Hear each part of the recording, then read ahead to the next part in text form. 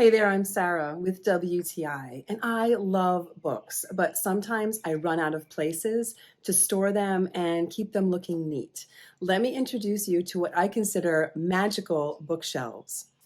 So these are from Homakover, and they are perfect for the minimalist who wants to utilize some maybe unused or unneeded wall space like I did behind my reading corner.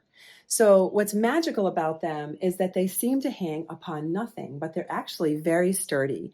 They come with all of the hardware you need. I simply use the included screws and place them right in my wall, and then just the first book just magically tucks into those little prongs, and then all of the next books just stack right on top.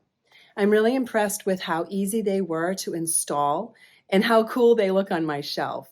And it's remarkable how many books I was able to put up here in this area that I wasn't even using. So not only am I able to display some of my favorite books, but I'm able to kind of clear up some cluttered space in my one bookcase and just kind of put the books that I really love on display in such a unique and interesting way.